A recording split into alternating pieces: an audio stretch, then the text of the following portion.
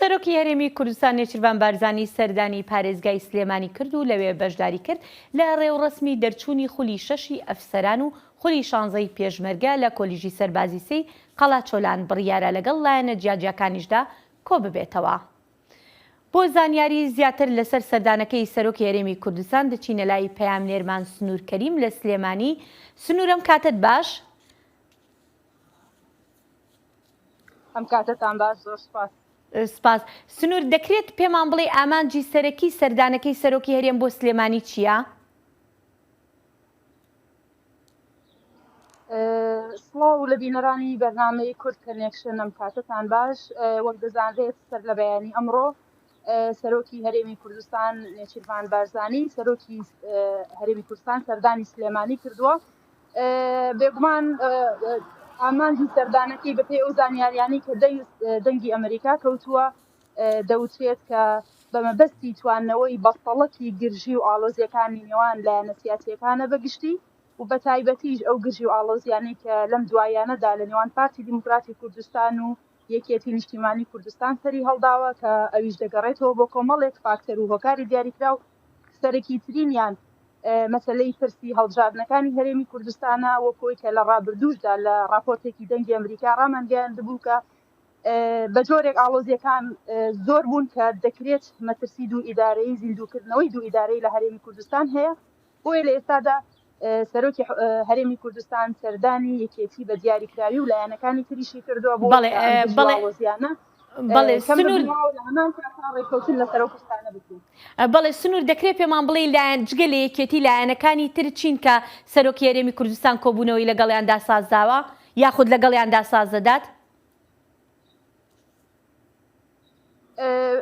بەدڵنیاییەوە جگە لە نەوەی نوێ لایەنەکانی تر ئەوەی کە ئێمە ئاگادارین سەر لە بەیانی لەگەڵ یەکێتی نیشتیمانی کوردستان و بەڕێز باڤڵ تاڵەبانی هاوسەرۆکی یەکێتی نیشتیمانی کوردستان کۆبووتەوە. لە هەمان کادا دیداری لەگەڵ ئەمینداری گشتی یەکگرتووی ئیسلامی کوردستان ساز کرد. چەند خولەکێک لەمە بەریش لە گردەکەی گۆڕان لەگەڵ بەرپرسانی بزوتنەوەی گۆڕان لە کۆبوونەوەدایە ئەوی بەپێی ئەو زانیاریانی کە هەیە هەتا ئێستا لە کۆبوونەوەدان.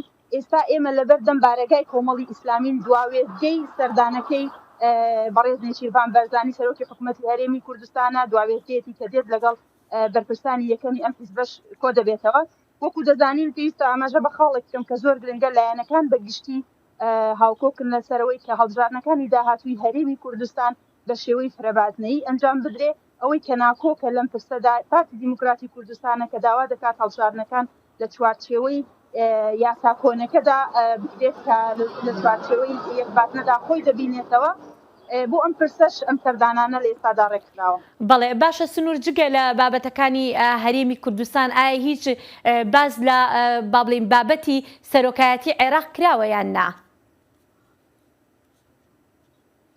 طبعا یەکێک لەو پرسانەی لە ئێستادا لە هەرێمی کوردستان و بە تایبەتیش دۆخی سیاسی هەرێمی کوردستان بەرەو تەنگیشە و ئاڵۆزیێکی زیاتر بردووە و بە تایبەتی تریش لە نێوان یەکێتی و پارتی پرسی سەرۆک کۆمارە هەڵبژاردننی سەرۆک کۆمارە بەدەر لەوەی کە لە ڕابردوودا پارتی دیموکراتی کوردستان جەختی لەوە دەکردەوە کە پۆستی سەرۆک کۆمار پێداگیری کرد بۆ پارتی دیموکراتی کوردستان بێ. بەڵام لە ئێستادا بە جۆرێک لە جۆرەکان وەکو ئەوەی کە ئەو دەنگۆیانی کە دەبیسترێت و دەزانرێت کە پارتی نەرمینواندنێکی هەیە لەسەر ئەم پۆستە بۆ ئەوەی کە جارێکی تر یەکێتی نیشتیمانی کوردستان بە دیاریکراویش کە کاندیدی سەرەکیان دکتۆر بەرهەمە لەسەر ئەم پرسە ئیتفاق و ڕێکەوتن هەیە.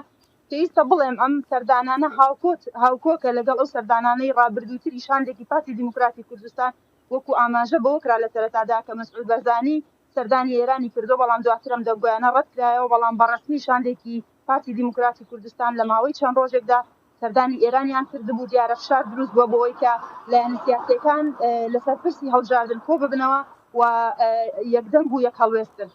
بەڵێ سنوور کەریم پەیامنێرمان لە سلێمانی سوپاس دەکەین.